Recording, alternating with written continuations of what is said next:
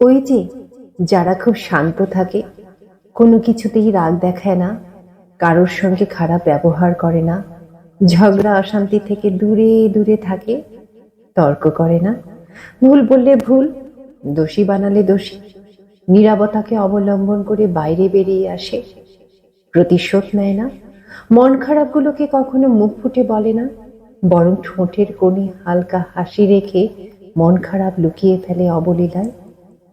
তারা তারা কিন্তু চাইলে ঝড় হতে পারে, কিন্তু হয় না। তার কারণ তারা চায় না কাউকে কষ্ট দিতে, কারো চোখের জলের কারণ হতে, কারো ক্ষতি করতে। না হলে ওদেরকে যারা ভেঙে ফেলার চেষ্টা করেছিল, ওরা চাইলে তাদের ভেঙে টুকরো টুকরো করে দিতে পারত।